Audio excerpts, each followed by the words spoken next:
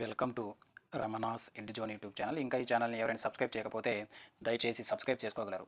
ఈ వీడియోలో మనము ఏపీపీఎస్సీ గ్రూప్ 2కి సంబంధించి ప్రిలిమ్స్లో భాగంగా మనకు ఏన్షియంట్ హిస్టరీలో ఉన్నటువంటి నెక్స్ట్ టాపిక్ అయినటువంటి జైన మతం మీద గతంలో అడిగినటువంటి ప్రశ్నలను మనం ఎగ్జామినేషన్ పాయింట్ ఆఫ్ వ్యూ చర్చించుకుందాం. ఇక్కడ మనం బాగా గమనిస్తే మొదటి ప్రశ్న చూడండి. మొదటి ప్రశ్న ఏమంటున్నాడంటే సో సో అనువ్రత సిద్ధాంతమును బోధించింది అంటాడు.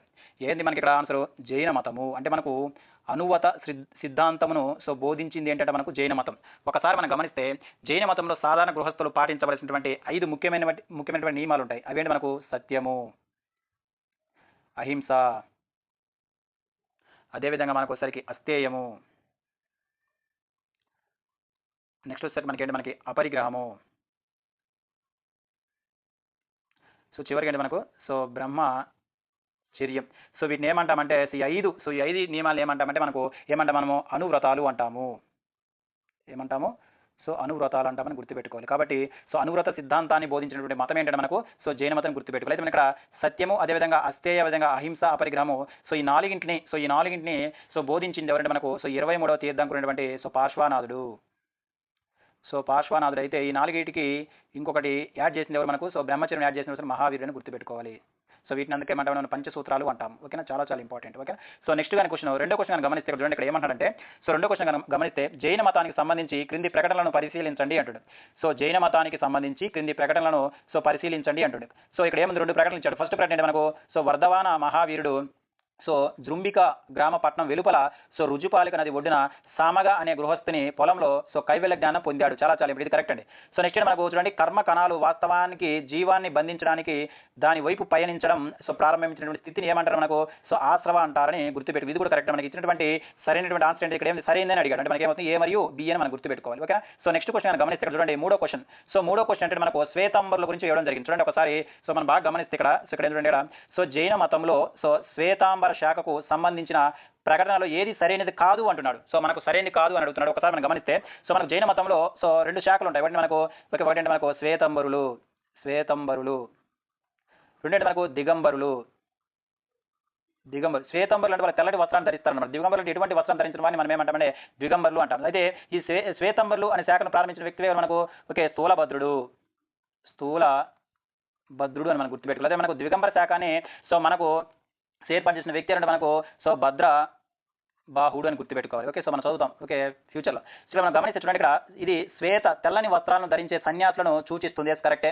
నెక్స్ట్ కనుక గమనిస్తే ఇది క్రీస్తు పూర్వము 4వ శతాబ్దంలో వింధ్యా పర్వతాలకు దక్షిణ దిక్కుకు వలస వచ్చినటువంటి సన్యాసుల గురించి సూచిస్తుంది. రాంగండి. ఎందుకంటే ఇది ఎక్కడ మనకు గమనిస్తే మనకు మగధలో పెద్ద కరువు వచ్చినప్పుడు అంటే వర్ధమాన మహావీరుడు మరణించిన తర్వాత మనకు మగధలో కరువు వచ్చినప్పుడు ఏం చేస్తారంటే మనకు ఇక్కడ స్థూలభద్రుడేమో మగధలో ఉంటాడు. అదేవిధంగా మనకు వచ్చరికి ఇదే భద్రబాహుడు వచ్చరికి తన శిష్యులతో ఎక్కడికి వస్తారు మనకు శ్రావణ బెలగల అంటే మనకు కర్ణాటకలో ఉన్నటువంటి శ్రావణ బెలగలకు వచ్చి అక్కడ వలసకొస్తారనమాట. కానీ ఇక్కడ ఈ శ్వేతంబర శాఖ ఎక్కడ ఉంది మనకు? మగధలో ఉంది. రాంగ్ అండి. మనకు ఓకే. సరే మనకి ఏమి ఇచ్చిన వింధ్యా పర్వతాలకు దక్షిణ దిక్కుకి వలసకు వచ్చినటువంటి సన్యాసం సూచిస్తుంది. రాంగ్. ఎక్కడ ఉంటారు? మగధలో ఉంటారు. ఓకే. వారు ద్వాదశంగాలతో సహా సనాతన గ్రంథాల ఉనికిని గుర్తించారు. కరెక్ట్. మనకు వచ్చరికి మనకి ఏంటంటే బాగా గమనిస్తే ఇక్కడ 12 అంగాలు ఉంటాయి. ద్వాదశ అంటే 12 అంగాలు అంటే జైనుల యొక్క పవిత్ర గ్రంథాలు ఏమంటారు? 12 అంగాలు అంటాం. ఓకే. ఇది కూడా కరెక్ట్. నెక్స్ట్ స్త్రీలు కూడా మోక్షాన్ని పొందగలరు వారిని విశ్వసించిన వారే ఎవరు మనకి ఇక్కడ? శ్వేతంబరులు అని గుర్తుపెట్టుకోవాలి. చాలా ఇంపార్టెంట్. అంటే మనకు జైన మతంలో 2 శాఖలు ఉంటాయని గుర్తుపెట్టుకోవాలి. ఒకటి మనకు ఒకటి మనకి ఏంటంటే మనకు ఓకే స్థూలభద్రుడు స్థాపించినటువంటి శ్వేతంబరులు అయితే రెండో శాఖ అంటే మనకు దిగంబరులు. దీన్ని స్థాపించిన వ్యక్తి అంటే మనకు భద్రబాహు అని గుర్తుపెట్టుకోవాలి. ఓకే. నెక్స్ట్ క్వశ్చన్ గమనిస్తే ఇక్కడ నెక్స్ట్ క్వశ్చన్ చూడండి.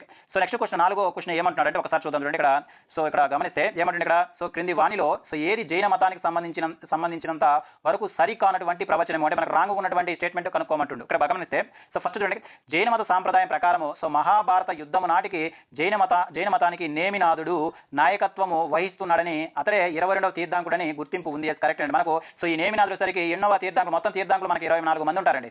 24 మందిలో నేమినాథుడు సరికి 22వ తీర్థంకుడిని గుర్తుపెట్టుకుని ఇతను మహాభారత యుద్ధం జరుగుతున్నప్పుడు ఇతను ఉన్నట్లుగా మన ఎగ్జామినేషన్ పాయింట్ గుర్తుపెట్టలేదు. కరెక్ట్. నెక్స్ట్ రెండో స్టేట్మెంట్ కానీ గమనిస్తే చూడండి ఇక్కడ రెండో స్టేట్మెంట్ ఏమంటున్నాడంటే ఇక్కడ చూడండి భారతదేశంపై అలెగ్జాండర్ దండయాత్ర నాటికే జైన సన్యాసులు సింధు నది పరివాహ ప్రాంతంలో ఉన్నట్లు తెలుస్తుంది. కరెక్ట్ అండి. ఇది కూడా కరెక్ట్.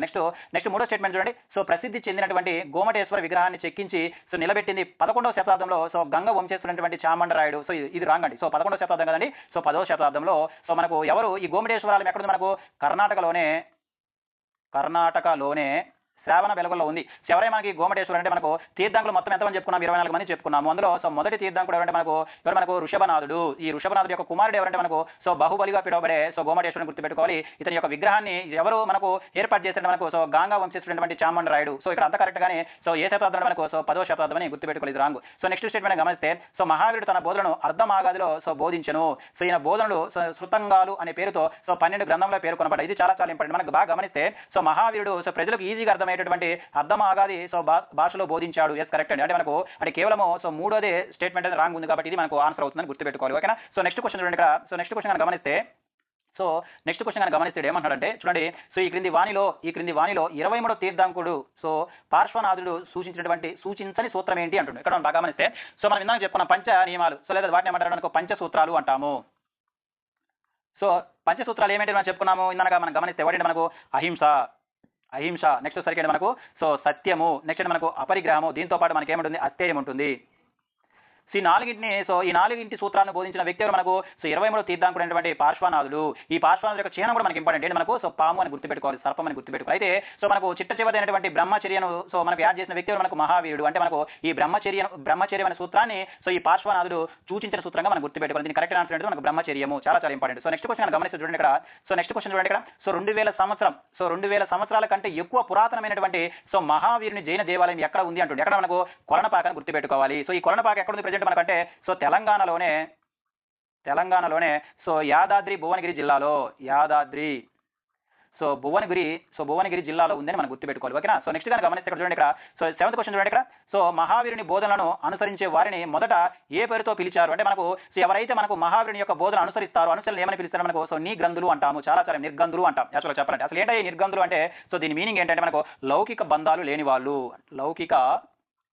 బంధాలు సో లేనివారు అని అర్థం అన్నమాట. అంటే ఇక్కడ మనం గుర్తుపెట్టుకోవాల్సిన విషయం ఏంటంటే సో మహావీరుని యొక్క బోధన లేదా మహావీరుని ఫాలోవర్స్ మనం ఏమని పిలుస్తామంటే మనకు నిర్గంధులు అంటామని మనం గుర్తుపెట్టుకోవాలి. ఓకే. సో నెక్స్ట్ క్వశ్చన్ గమనిస్తే సో ఈ క్రింది వారిలో ఎవరు జైన పురాణంలో వ్రాయలేదు అంటుంది. ఇక్కడ మనకు రచనలు చాలా చాలా ఇంపార్టెంట్ అని గుర్తుపెట్టుకోవాలి. ఇక్కడ మనం బాగా గమనిస్తే సో కన్నడ త్రయులు ఉంటారు. సో కన్నడ సాహిత్య త్రయులు సరికి 3 ఉంటారు. ఎవరు మనకు సో పొన్నడు, రన్నడు, అదేవిధంగా మనకు పంపడు. సో వీళ్ళందరూ కూడా మనకు కన్నడ సాహిత్యంలో త్రయులుగా గుర్తుపెట్టుకోవాలి. వీళ్ళందరూ కూడా ఎవరు మనకు సో జైన మతస్థులే. ఈ ముగ్గురు కూడా మనకు జైన మతస్థులే. మనకు పొన్నడు, రన్నడు, అదేవిధంగా పంప వచ్చేసరికి మనకి ఏంటంటే జైన మతస్థులను గుర్తుపెట్టుకోవాలి. ఇక్కడ ఏమన్నా రాయలేదంటే మనకు నన్న వచ్చేసరికి మనకు నన్నడు సో ఇతను కాదంటే మనకు సరైన ఆన్సర్ ఎందుకు రెండోది. అయితే ఇక్కడ ఈ పొన్నడు వచ్చరికి రచించిన గ్రంథం ఏంటంటే మనకు శాంతి పురాణము. సో పొన్నడు రచించినటువంటి గ్రంథం ఏంటంటే మనకు శాంతి పురాణం అని గుర్తుపెట్టుకోవాలి. నెక్స్ట్ వచ్చరికి రన్నడు సో రచించిందే అజిత పురాణము. అదేవిధంగా మనకు పంప రచించినటువంటి పురాణం ఏంటి మనకు సో ఆది పురాణం అని గుర్తుపెట్టుకోవాలి. ఇవన్నీ కూడా మనకు జైన మతానికి సంబంధించినవి అని గుర్తుపెట్టుకోవాలి. ఓకేనా. చాలా చాలా ఇంపార్టెంట్. సో నెక్స్ట్ క్వశ్చన్ గమనిస్తే చూడండి ఇక్కడ. జైనవాదము తెలంగాణలో అత్యున్నత వైభవాన్ని అనుసరించింది ఎవరి కాలం అంటే మనకు జైనవాదము సో తెలంగాణ అత్యున్నత వైభవాన్ని సో అనుసరించింది ఎవరి కాలంలో అంటే ఎవరి కాలంలో మనకు వేములవాడ చాళుక్యులు అని గుర్తుపెట్టుకోవాలి. మనకు సో వేములవాడ చాళుక్యుల కాలంలో సో జైన మతం అనేది తెలంగాణలో సో బాగా అభివృద్ధి చెందినట్లు గుర్తుపెట్టాలి. ఎందుకంటే సో ఇక అంటే ఈ వేములవాడ చాళుక్యులకు సంబంధించినటువంటి రాజులు సో జైన బసతులను నిర్మించడం జరిగింది. సో ఈ చాళుక్య రాజుల సరికి ఏం నిర్మించారంటే మనకు జైన బసతులు. అదేవిధంగా మనకు ఈ వేములవాడ చాళుక్యులు సో ప్రసిద్ధ కన్నడ కవి అయినటువంటి పంపను ఆదరించినటువంటి సో వారే మనకు ఈ వేములవాడ చాళుక్యులను గుర్తుపెట్టుకోవాలి. అంటే వేములవాడ చాళుక్యుల కాలంలో సో మనకు తెలంగాణలో సో మనకు జైన మతం బాగా అభివృద్ధి చెందినట్లుగా మనం గుర్తుపెట్టుకోవాలి. ఓకేనా. సో నెక్స్ట్ క్వశ్చన్ గమనించి చూడండి ఇక్కడ. సో నెక్స్ట్ ఎవరి గురించి మనకు వర్ధమాన మహావీరునికి సంబంధించి చూడండి ఇక్కడ ఏమంటారంటే సో వర్ధమాన మహావీరునకు సంబంధించినంత వరకు సరికాని జతను గుర్తించండి. అంటే మనకు ఈ క్రింద ఇవ్వబడినటువంటి వర్ధమాన మహావీరునికి సంబంధించి సరికాన్ని గుర్తించండి అంటుంది. ఇక్కడ బాగా గమనించండి. ఇక్కడ ఏమడు సో సిద్ధార్థ మహావీరుని యొక్క తండ్రి. కరెక్ట్. అంటే మనకు వర్ధమాన మహావీరుడి యొక్క తండ్రి ఎవరు మనకు సిద్ధార్థుడు. కరెక్ట్. నెక్స్ట్ వచ్చరికి త్రిశల మనకు సో మహావీరుని యొక్క తల్లి. ఓకే, ఇది కూడా కరెక్ట్. నెక్స్ట్ వచ్చరికి యశోద ఎవరంటే మనకు సో మహావీరుని యొక్క భార్య. ఇది కూడా కరెక్ట్. నెక్స్ట్ అంటే మనకు జమాలి. సో జమాలి ఎవరంటే మనకు మహావీరుని యొక్క సోదరుడు అన్నారు. ఇది రాంగ్ అండి. సో జమాలి ఎవరు మహావీరుడి యొక్క అల్లుడు. సో అల్లుడు ఎట్టయ్యాడంటే సో తన కుమార్తె అంటే మన మహావీరుని యొక్క కుమార్తె ఎవరు మనకు సో ప్రియదర్శి. సో ఈ ప్రియదర్శి మనకి ఏంటంటే అన్నోజ అనే పేరు కూడా ఉందండి. అన్నోజ.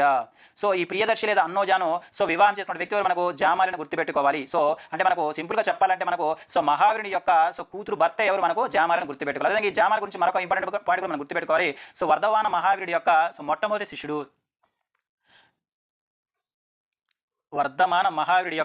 మొదటి శిష్యుడు. సో మొదటి శిష్యుడు ఎవరు మనకు సో జమాలి అని గుర్తుపెట్టుకోవాలి. ఓకేనా. సో నెక్స్ట్ క్వశ్చన్ గమనిస్తే చూడండి ఇక్కడ. సో ఇక్కడ నెక్స్ట్ క్వశ్చన్ గమనిస్తే చూడు ఏమంటున్నాడు చూడండి ఇక్కడ. సో జైన మత స్థాపకుడు అయినటువంటి మహావీరుడు తన 70వ ఏట సో క్రీస్తు పూర్వం 520లో నేటి బీహార్ నందుగల సో పావాలో మరణించను. సో ఈ సందర్భాన్ని రెండు ప్రాంతీయ రాజ్యాల ప్రజలు గౌరవ సూచకంగా దీపాల పండుగగా జరుపుకునిరి. అయితే జైన సాంప్రదాయం ప్రకారము సో నేటి ప్రముఖ హిందూ పండగ దీపావళి నాటి దీపాల పండగ కొనసాగింపే ఈ పండగ జరుపుకున్నటువంటి ఆ రెండు రాజ్యాలను గుర్తించండి అంటున్నారు. ఇక్కడ మనం బాగా గమనిస్తే అంటే ఇక్కడ క్వశ్చన్ ఏం అడుగుతున్నాడంటే మనకు సో జైన మత స్థాపకుడైనటువంటి మహావీరుడు మరణించిన తర్వాత సో దానికి గుర్తుగా ఏ రెండు రాజ్యాలు సరే మనకు దీపావళి పండుగ జరుపుకున్నాయి, అదే ఇప్పుడు కొనసాగింపు అవుతుందంటే మనకి ఏంటంటే మనకు సో సో మల్లికలు మరియు లిచ్చవులు అని గుర్తుపెట్టుకోవాలి. లిచ్చవులు అంటే మనం బాగా గమనిస్తే సో మహావీరుని యొక్క సో నిర్వాణ సమయంలో సో ఈ రెండు గణరాజ్యాలు అంటే మనకు సో మల్లులు మరియు లిచ్చవులు సో దీపాలు వెలిగించి సో దీపాల పండుగ జరుపుకున్నట్లు మనం గుర్తుపెట్టుకోవాలి. ఓకేనా. సో నెక్స్ట్ క్వశ్చన్ గమనిస్తే సో జైన మత రచనలపై సరికాని ప్రకటన గుర్తించండి అంటుండే. ఇక్కడ మనం బాగా గమనిస్తే సో జైన మత రచనలపై సరికాని ప్రకటనను గుర్తించండి అంటుండే. బాగా గమనిస్తే ఇక్కడ ఏమంటుండే చూడ సో ప్రారంభ సో ప్రజ్ఞేనులు తమ సిద్ధాంతాలను బోధించడానికి కృతాన్ని అవలంబించారు. కరెక్టే. సో నెక్స్ట్ వారి మత సాహిత్యాన్ని సో అర్ధమాగాదిలో వ్రాయించారు. ఇప్పుడే మనం చెప్పుకున్నాము, ఇది కూడా కరెక్ట్. నెక్స్ట్ సో ప్రారంభ జైనులు సంస్కృత భాషను విడిచిపెట్టారు. అంటే మనకు సంస్కృత భాష అనేది సామాన్య ప్రజలకు అర్థం కాదు కాబట్టి సో వీళ్ళు జైనులు సో ప్రారంభంగా దేనిలో ఏ భాష రచించారంటే రచనలు సో అర్ధమాగాది భాషలో అంటే ప్రజలకు సింపుల్గా అర్థమయ్యే భాష అన్నమాట ఇది. సో కాబట్టి అర్ధమాగాది భాషలో రాయడం జరిగింది. అంటే మనకు సో భారత జైనులు ఏ భాషను విడిచిపెట్టారు, మనకు సంస్కృత భాషను విడిచిపెట్టారని గుర్తుపెట్టుకోండి. నెక్స్ట్ కనుక గమనిస్తే వారు జైన మతపు సో ముఖ్యమైనటువంటి ప్రారంభ రచనలకు సో అపభ్రంశమును ఎప్పుడు ఉపయోగించలేదు. రాంగండి ఉపయోగించారు. అపభ్రంశం ఏం చేశారంటే మనకు సో ఉపయోగించారని మనం గుర్తుపెట్టుకోవాలి. ఓకేనా. సో ఓకే అంటే రాంగ్ ఏముంది, ఇది 4వదని గుర్తుపెట్టుకోవాలి. ఓకే. సో నెక్స్ట్ క్వశ్చన్ గమనిస్తే సో మహావీరుని యొక్క జన్మస్థలము సో మనకు సో మహావీరుని యొక్క సో జన్మస్థలము సో ఏంటంటే మనకు కుందా గ్రామం అని గుర్తుపెట్టుకోవాలి. అయితే ఈ కుందా గ్రామం వచ్చేసరికి ఎక్కడుంది మనకు సో బీహారు రాష్ట్రంలోనే వైశాలికి దగ్గర ఉన్నట్టుగా మనం గుర్తుపెట్టుకోవాలి. ఓకేనా. సో నెక్స్ట్ క్వశ్చన్ గమనిస్తే జైన మత మూలకారుడు ఎవరు? సో జైన మతాన్ని సో మనకు అంటే జైన మతాన్ని సో ప్రారంభించిన జైన గురువులు మనం ఏమంటాం? తీర్థంకరులు అంటాం. సో మొత్తం ఎంతమంది ఉన్నారు మనకి?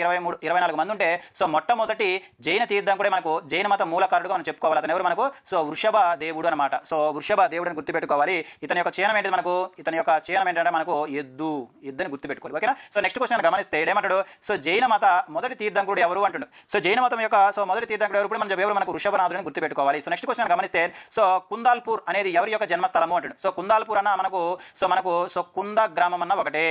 చెప్పండి ఇప్పుడు కుందా గ్రామం ఎవరి యొక్క జన్మస్థలం అంటే మనకు సో మహావీరుడి యొక్క జన్మస్థలంగా మనం గుర్తుపెట్టుకోవాలి. ఇది ఎక్కడ మనకు సో మనకు బీహార్ రాష్ట్రంలోనే వైశాలిలో ఉన్నట్లుగా మనం గుర్తుపెట్టుకోవాలి. సో నెక్స్ట్ క్వశ్చన్ గమనిస్తే చూడండి ఇక్కడ. సో నెక్స్ట్ క్వశ్చన్ ఏమంటున్నారు చూడండి. సో జైన మహావీరుడు తుది శ్వాస విడిచిన స్థలము. సో జైన మహావీరుడు తుది శ్వాస విడిచిన స్థలం ఎప్పుడని చెప్పుకున్నాం మనకు పావాపూర్ అని గుర్తుపెట్టి. ఇది కూడా మనకి ఎక్కడ ఉంది? సో బీహార్ రాష్ట్రంలో ఉంది. ఓకేనా. సో నెక్స్ట్ క్వశ్చన్ గమనిస్తే తీర్థంకుడు అన్న పదము దేనికి సంబంధించినట్టు? దేనికి సంబంధించి మనకు జైనులకు సంబంధించిన మనకు సో తీర్థంకులను ఎవరంటాం మనము? సో జైన మత గురువులను మనం ఏమంటామంటే తీర్థంకులు అని అంటామని గుర్తుపెట్టుకోవాలి. మొత్తం ఎంతమంది ఉన్నారు మనకు? సో 24 మంది తీర్థంకులు ఉన్నారు. అంటే మనకు తీర్థంకులు అనే వాళ్ళు ఏ మతానికి సంబంధించిన వారంటే మనకు సో జైన మతానికి సంబంధించిన వారిని మనం గుర్తుపెట్టుకోవాలి. సో నెక్స్ట్ క్వశ్చన్ గమనిస్తే ఏమంటాడు? సో జైన తీర్థంకులలో చివరి వారు ఎవరు? సో ఎవరు మనకు?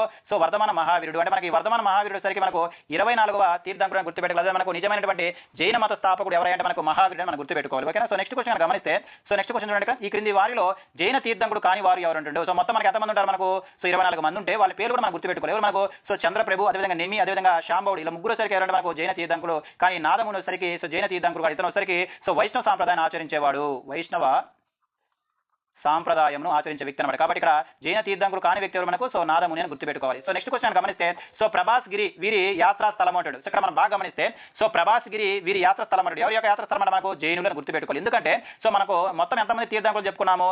24 మంది తీర్థంకులు అయితే మనకు 6వ తీర్థంకుడు ఉన్నారండి. సో 6వ తీర్థంకుడు ఎవరు మనకు? సో పద్మప్రభు ఎవరు మనకు? సో పద్మప్రభు అని గుర్తుపెట్టుకోవాలి.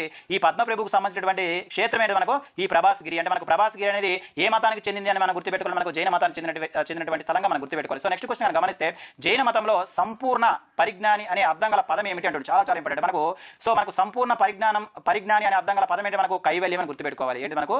సో కైవల్యం అని గుర్తుపెట్టుకోవాలి. ఓకేనా. సో నెక్స్ట్ క్వశ్చన్ గమనిస్తే త్రిరత్నాలు. సో అంటే మనకు సరైనటువంటి విశ్వాసం, దీన్ని మనం ఏమంటాం? సమ్యక్ దర్శనము, సరైనటువంటి చర్య, సమ్యక్ చరిత్ర, అదేవిధంగా సరైనటువంటి జ్ఞానం. ఓకే.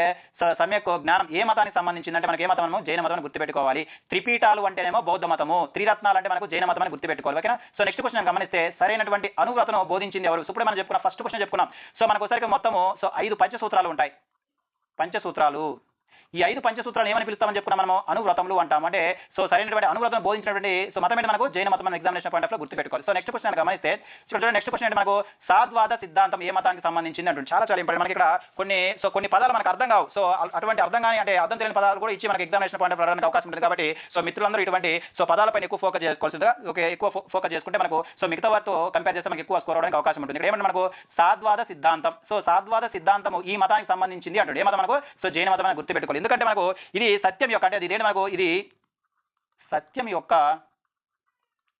సత్యం యొక్క బహుముఖ కోణాల గురించి మనకు చర్చిస్తుంది అనమాట. ఓకే, సాద్వాద సిద్ధాంతం. ఈ సాద్వాద సిద్ధాంతము ఏ మతానికి చెందిన సిద్ధాంతం అంటే మనకు జైన మతానికి సంబంధించింది. ఓకేనా. సో నెక్స్ట్ క్వశ్చన్ గమనించి చూడండి, ఇక్కడ సో జైన మత తత్వశాస్త్రము చూడండి, ఇక్కడ ఏమంటున్నారు చూడండి ఒకసారి. సో ఇక్కడ మనం బాగా గమనిస్తే సో జైన మత తత్వశాస్త్రము ప్రకారము సో ఈ ప్రపంచ సృష్టి మరియు పరిపాలన ఎవరి చేత నడపబడుతుందంటే మనకు సార్వత్రిక చట్టం చేత నడపబడుతుంది. మనకు గుర్తుపెట్టాలి. మనకు విశ్వం మొత్తం కూడా అంటే సార్వత్రిక సో సహజ నిబంధనల ద్వారా నడుస్తుందని చెప్తున్నటువంటి సో ఎవరు చెప్తున్నారు మనకు జైన మతం చెప్తుంది.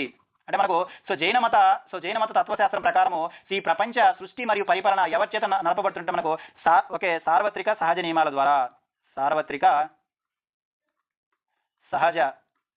నియమాల ద్వారా ఈ ప్రపంచ సృష్టి మరియు పరిపాలన జరుగుతుందని సో మనకు జైన మతం చెప్తుంది. ఇవి మనకు గతంలో వివిధ పరీక్షల్లో అడిగినటువంటి జైన మతం మీద సో ప్రీవియస్ క్వశ్చన్లు. సో వచ్చే వీడియోలో సో మరికొన్ని క్వశ్చన్ గురించి మన ఎగ్జామినేషన్ పాయింట్ ఆఫ్ చర్చించుకుందాము. ఇంతవరకు చూసినందుకు ధన్యవాదాలు.